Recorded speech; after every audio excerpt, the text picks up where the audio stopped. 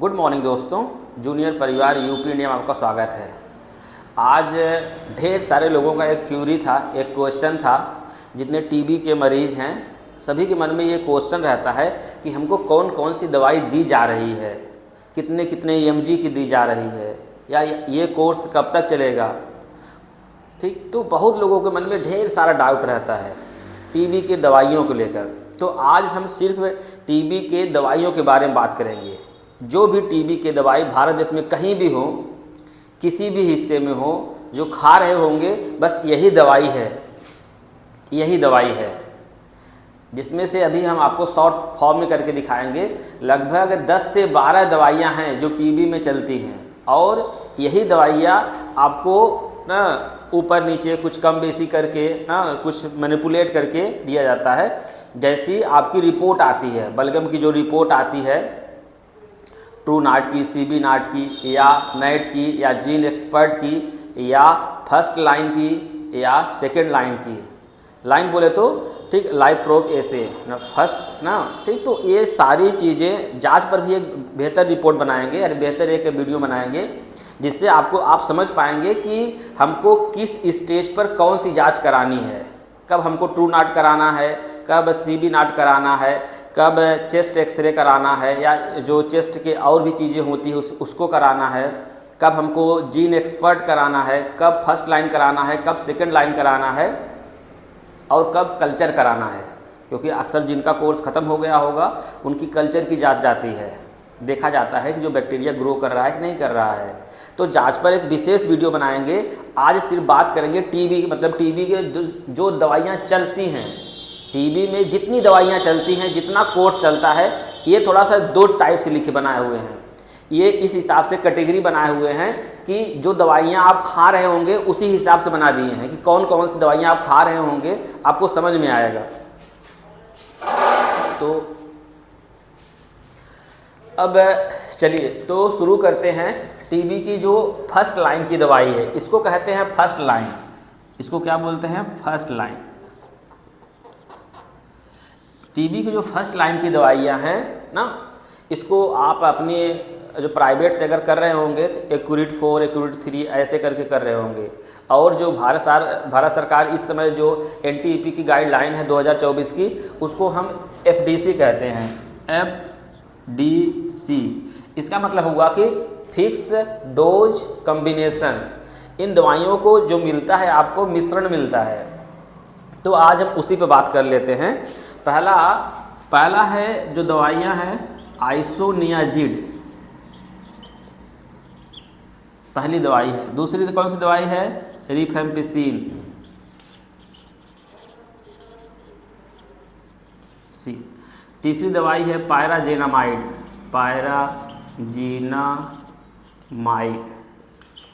चौथी दवाई है इथेम्ब्यूटाल।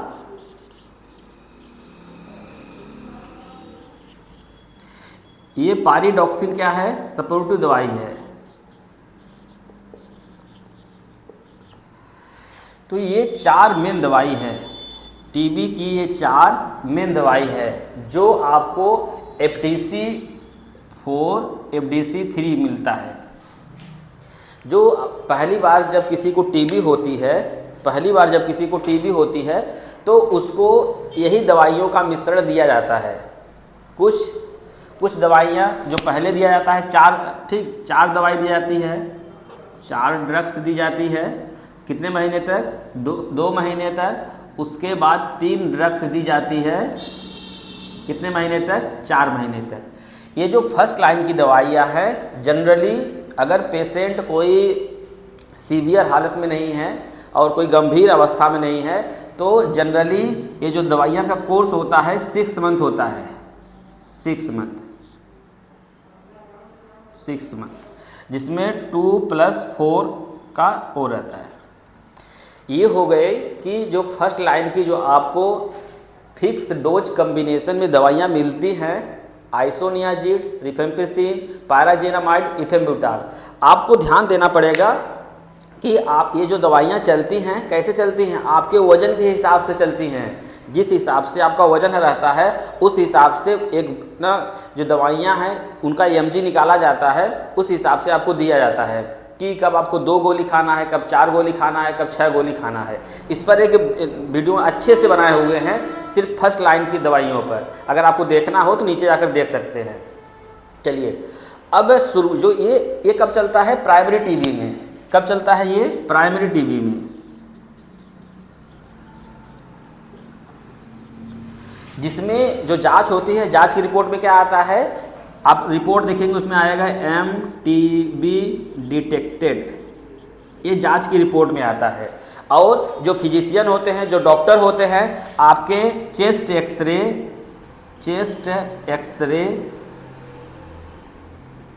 एक्सरे के बिहाफ पर भी आपको दवाई चला सकते हैं। जो अच्छे डॉक्टर होते हैं वो आपको,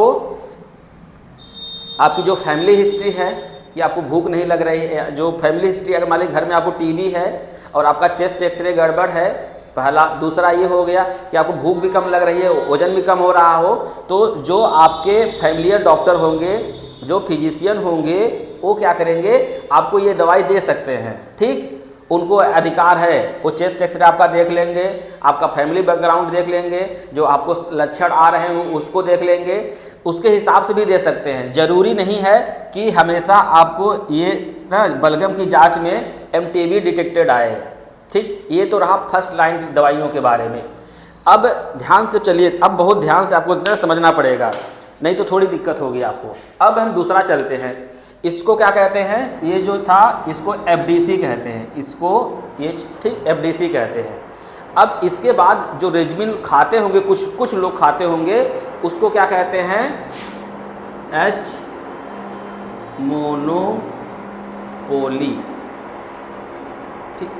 ठीक, ये रेजिमिन 6 महीने या 9 महीने चलती है, 6 महीने या 9 महीने चलती है। ठीक, अब ध्यान से समझिए, इसमें क्या होता है कि ये जो आइसोनियाजिड है, ये क्या हो जाती है, रेजिस्टेंट हो जाती है। तो उसकी जगह पर कौन सी दवाई चलती है, लियोफ्लैक्सासिन।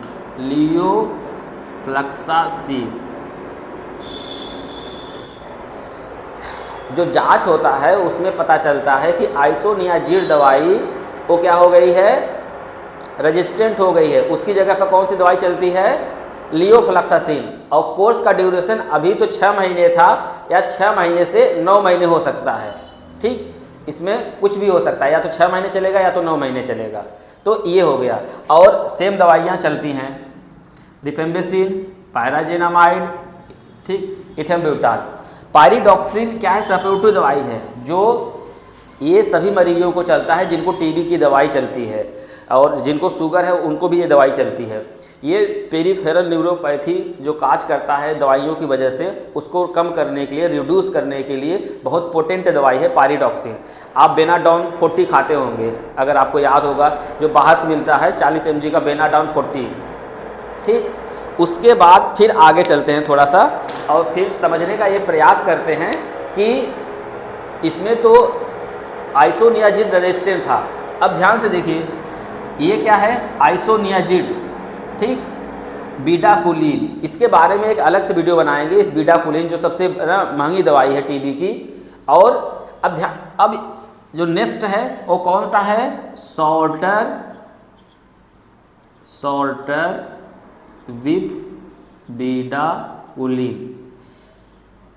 इसका कोर्स का ड्यूरेशन कितना होता है, 9 से 11 महीना, 9 से 11 मंथ। सॉर्टर विद बीडाकुलिन, ये कब चलता है, जब ये जो दवाई है, कौन सी, रिफेम्पिसिन, ये जो दवाई है ये क्या हो जाती है, रेजिस्टेंट हो जाती है, मतलब ये दवाई काम करना बंद कर देती है। ठीक, तब हम कौन से किस फार्मूले पर जाते हैं, कौन सा रेजिमिन यूज करते हैं, सॉर्टर विद बीडाकुलिन। बहुत लोगों की ये दवाई चल रही होगी, ये वाला। आपका कोर्स का ड्यूरेशन कितना है, 9 से 11 महीने, वो डॉक्टर आपको डिसाइड करेगा। लेकिन इसमें आपको आज कुछ बेसिक बातें हैं, आपको समझना पड़ेगा। अब ध्यान से समझिए, ये क्या है, आइसोनियाजिड, H बोले तो आइसोनियाजिड। अब ये कितने महीने चलता है, 4 मंथ, पहला हो गया। बीटाकुलिन होती है, आपको डब्बे में मिलती है और हर सेंटर पर पूरी दवाई दे दी जाती है साथ में। तो ये कितने महीने चलता है? 6 महीने, 5 से 6 महीने चलता है, ठीक। और उसके बाद इथनोमाइड, ये नई दवाई है, इथनोमाइड, ये भी 4 महीने चलती है। अब ध्यान से समझिए, अब सभी लोग ध्यान से इस सॉल्टर विद बीटाकुलिन के बारे में समझेंगे। अब देखिए, जब रिफेम्पिसिन ये दवाई काम करना बंद कर देती है, जैसा कि ट्रू नाट के जांच में आता है, सीबी नाट के या नाइट के जांच में आता है, तब हम लोग कौन सा रेजिमेंट यूज करते हैं? सॉल्टर विद बीटाकुलिन। ये कितने महीनों का होता है? 9 से 11 महीने का होता है। अब इसमें दवाइयों का नाम तो पता ही है, इसमें कुछ दवाइयाँ नई ऐड हुई हैं जिनको हम बता देते हैं आपको। 2 दवाइयाँ जो सिर्फ 4 महीने चलती हैं, ठीक। एक आइसोनियाजिड और एक इथनोमाइड। ये 2 दवाइयाँ कितने महीने चलती हैं? 4 महीने। आपको ये बात याद रखनी है। दूसरी बात ये याद रखनी है, बीटाकुलिन आपको बस 1 डब्बा दिया जाता है, जब वो ख़त्म हो जाता है तो ख़त्म हो जाता है, उसका कोर्स ख़त्म हो जाता है। उसके विषय में एक अलग से डिटेल में वीडियो बनाएंगे, क्योंकि उसमें बोलने के लिए और समझने के लिए ढेर सारी चीज़ें हैं, कैसे खाना है, क्या करना है। उसके बाद पैराजेनामाइड, इथेम्ब्यूटाल, इथनोमाइड। फिर एक नई दवाई आई इसमें, कौन सा? क्लोफाजिमीन, ठीक। ये नई दवाई इसमें सॉल्टर में आई। जैसे इसमें लियोफ्लॉक्सासिन आया था, इसमें कौन सा आया? इथनोमाइड और क्लोफाजिमीन। ये है लियोफ्लॉक्सासिन, और ये है पारिडॉक्सिन, जो सब में चलता है, ये कॉमन है। आप देखेंगे ये कॉमन है, ठीक। तो इसमें टोटल कितनी दवाइयाँ हो गई? 1 2 3 4 5 1 2 3 4 5 6 7। इसको काउंट नहीं करते हैं, तो अगर देखेंगे तो इसमें टोटल दवाइयाँ कितनी चल रही हैं? 7 दवाई, 7 दवाई, ठीक। जिसमें से एक 2-4 महीने में बंद हो जाती है, एक 5 से 6 महीने में बंद हो जाती है, और जो रेस्ट बचता है वो 9 महीने तक कंप्लीट होता है। ये रहा सॉल्टर विद बीटाकुलिन। इसमें 2 दवाइयाँ नई आई हैं, एक तो इथनोमाइड, क्लोफाजिमाइन और बीटाकुलिन, ठीक। ये 3 दवाइयाँ इसमें नई हैं। अब फिर थोड़ा सा और आगे चलते हैं आपको। फिर अब मान लीजिए इसकी जांच में, जो आप जांच दे रहे हैं, बलगम का कंटिन्यू दे रहे हैं, उसकी जांच में कुछ गड़बड़ आए तो कौन सा दवाई चलेगी, उसको देखते हैं। जैसा कि हम कल की वीडियो में बात किए थे, आल ओरल लॉन्गर विथ बीटाकुलिन, ये रेजिमेंट चलेगी, ठीक। अगर ये जो दवाइयाँ चल रही हैं, इन दवाइयों में कोई खराबी आ जाती है, कोई दवाई रेजिस्टेंट आ जाती है, कोई दवाई शरीर पर आपके काम नहीं कर रही होती है, हम बार बार बोलते हैं कि ये स्टेज चेंज होने का इतना मतलब है कि आपको जो दवाई दी जा रही है वो काम नहीं कर रही है। उसकी जगह डॉक्टर को क्या करना है? दवाई बदलना है, बस, ठीक है। जो ट्रीटमेंट है उसको मॉडिफाई करके आपको उसके बदले दूसरी दवाई दे देना है, बस इतना काम है। इतना इसका मतलब है कि आपको कौन सी दवाई कौन से ना चल रहा है। उससे आपको डरने वाली कोई बात नहीं है कि आप डर जाओ, अरे हमको तो बस लास्ट वाली दवाई चल रही है, ऐसा कुछ भी नहीं है। अब टीबी से बहुत मरीज सही हो रहे हैं, ठीक। अब आजमगढ़ फ़ोन करके देख लीजिए, मऊ भी फ़ोन करके देख लीजिए, सब हमारा परिवार है, सब अच्छे से लोग ठीक हो रहे हैं। अब देखिए, अगर मान लीजिए इसमें से कोई भी दवाई काम करना बंद कर दे तो हम किस पर जाते हैं? आल ओरल लॉन्गर विद बीटाकुलिन। अब ये कोर्स कितने महीने का होता है? 18 से 20 महीने का, 18 से 20 महीने का ये जो दवाई चलती है आल ओरल लॉन्गर विद बीटाकुलिन, इसमें कितना कोर्स होता है? 18 से 20 महीने, ठीक। तो अब ये 18 से 20 महीने हो गया आल ओरल लॉन्गर विद बीटाकुलिन। अब इसमें ध्यान से समझिए, ये भी दवाइयाँ ना आपको, जैसा कि हम बताएं कि 5 से 6 मंथ में ये क्या हो जाती है? कंप्लीट हो जाती है। और ये जो कौन सी दवाई है? लाइनेजोलिड, ये सबसे इसमें अच्छी दवाई है, लेकिन इसका सबसे दुष्प्रभाव ये है कि ये पैनसाइटोपाइनिया काज करता है, मतलब बोन मैरो को डिप्रेस करता है और जो ब्लड का फॉर्मेशन है रुक जाता है, मतलब थोड़ा कम हो जाता है, जिससे सीवियर एनीमिया और पैरों में जलन है, झंझनाहट है, सुनपन है, थोड़ा सा पेरिफेरल न्यूरोपैथी में भी इसका काज है। तो ये क्या करते हैं, इसको 6 महीने के बाद उसको क्या कर देते हैं, एडी कर देते हैं, मतलब अल्टरनेट डे कर देते हैं। हाँ, अगर पेशेंट को बहुत कोई दिक्कत परेशानी नहीं रहती है तो उसको थोड़ा मोड़ा कंटिन्यू आगे तक कर सकते हैं, वो डॉक्टर का जिम्मेदारी है, आपकी नहीं। ठीक, यह है लियोफ्लॉक्सासिन। अब इसमें एक दवाई और नई आई, कौन सी, साइक्लोसीरीन। इसके विषय में अच्छे से बात करते हैं साइक्लोसीरीन के बारे में, क्योंकि आपको पता है ये 250 की mg की दवाई आती है और ये दवाई मिल नहीं रही है कहीं। देखिए, दवाइयों का पूरे भारत देश में इसमें अभाव चल रहा है। जो भी सरकारी तंत्र है, हम सबसे गुजारिश करेंगे कि हमारे मरीज जो बहुत गरीब हैं और उनको थोड़ी सी मदद की जाए, क्योंकि बेचारे बहुत मेहनत कर रहे हैं, परिवार को लेकर जूझ रहे हैं। और साइक्लोसीरीन ऑलरेडी ही बहुत महंगी दवाई है, ये 500 से 600 रुपये, 650 रुपये तक इसकी कॉस्ट आती है। और ये जो होती है, और सबसे ज़रूरी ये है कि सबसे ठीक कि हम लोगों को दवाई बीच में छोड़ना नहीं है। अगर मान लीजिए जैसे भी हो जतन करिए, हमारे पीछे का वीडियो आप देखेंगे तो हम जतन के लिए बहुत ढेर सारी चीज़ बताए हुए हैं कि कैसे आप जतन करेंगे। अब ध्यान से समझिए, ऑल ओरल लॉन्गर में एक दवाई कौन सी नई आई, साइक्लोसीरीन। ठीक, थोड़ा कॉस्टली दवाई है, इसलिए थोड़ा उस पर हम जोर दे रहे हैं, रुक रहे हैं कि थोड़ा जतन करिए। इसके कारण भी क्या होता है, पेरिफेरल न्यूरोपैथी काज होती है। जैसे 2 दवाइयाँ हो गई, एक लाइनोजोलिड और साइक्लोसीरीन।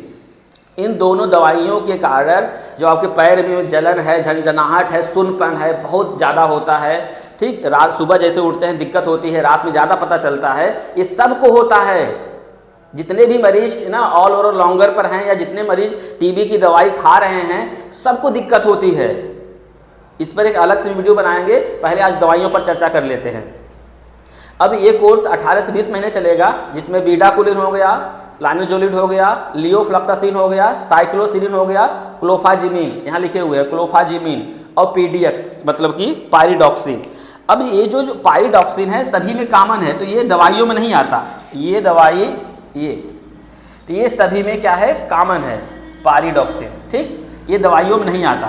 अब ध्यान से देखिए, तो इसमें कितनी दवाइयाँ हो गई, 1 2 3 4 5, कितनी दवाइयाँ हो गई इसमें, 5 दवाई हो गई दवाइयाँ, इसमें 5 दवाइयाँ हो गई। इसमें भी 7 दवाइयाँ थी, दवाइयाँ लिख लीजिए। तो अब ध्यान से समझिए, जो सबसे लंबा कोर्स होता है, ठीक, उसमें तो 5 से 6 महीने में ये दवाई ख़त्म हो जाती है। 6 महीने के बाद इस दवाई को हम लोग क्या कर देते हैं, एक दिन गैप करके खाना होता है, मतलब आज खाएंगे, कल नहीं खाएंगे, फिर परसों खाएंगे, फिर नरसों छोड़ के ऐसे करेंगे। एडी मतलब होता है अल्टरनेट डे। लियोफ्लॉक्सासिन चलता रहेगा। अब इसमें भी चेंजेस होते रहते हैं, जैसे ये दवाई चल रही है, अब आपकी रिपोर्ट में क्या आया कि लियोफ्लॉक्सासिन क्या है, काम नहीं कर रहा है, मतलब रेजिस्टेंट है, या FQ जिसे हम कल बता रहे थे आपके वीडियो में। अगर लियोफ्लॉक्सासिन, ये लियोफ्लॉक्सासिन क्या है, रेजिस्टेंट है, तो इसकी जगह हम लोग दवाई को कौन सा चेंज करते हैं, DLM, डेलामानिड। ठीक, ये डॉक्टर का काम है। तो मोटा मोटा ये है कि टीबी में कौन से कोर्स में कौन कौन सी दवाइयाँ चलती हैं, आपका जो वेट बैंड होता है, जिस हिसाब से आपका वजन होता है, सारी दवाइयाँ उसी हिसाब से चलती हैं। तो आप समझ सकते हैं कि कौन सी दवाइयाँ किस स्टेज में चलती हैं, कितने महीने चलती हैं, और दवाइयों के नाम ये हैं। तो ये तो है कि अब ध्यान से देखेंगे तो सारी मिला जुला के सारे 12 दवाइयाँ हैं। 4 इसमें आइसोनियाजिड, रिफेम्पिसिन, पायराजेनामाइड, इथेम्ब्यूटाल, और फिर इसमें आ जाएगा एक, इसमें लियोफ्लॉक्सासिन, इसमें बीडाकुलिन बढ़ा हुआ है, इथेनोमाइड बढ़ा हुआ है, क्लोफाजिमिन बढ़ा हुआ है, और इसमें ठीक लाइनोजोलिड बढ़ा हुआ है, और साइक्लोसीरीन बढ़ा हुआ है। ये टोटल 12 दवाइयाँ हैं जो टीबी के सभी मरीजों को चलती हैं, और भारत देश में इसके अलावा कोई दवाई नहीं है। कुछ दवाइयाँ हैं लेकिन अभी वो गाइडलाइन में नहीं है, या पहले तो कुछ लोग इंजेक्शन लगाते थे, ठीक। तो वो सब सारी चीज़ें हटा दी गई हैं, अब ये मेनली यही दवाइयाँ चल रही हैं। तो दवाइयों को लेकर और कोई क्वेश्चन हो तो आप लोग पूछिएगा, और हमारा थोड़ा सा प्रयास अगर बढ़िया लग रहा हो तो जो बोलते हैं सब्सक्राइब, लाइक, कमेंट और अपने लोगों तक पहुँचाएँ। बहुत बहुत धन्यवाद। जय हिंद, जय भारत।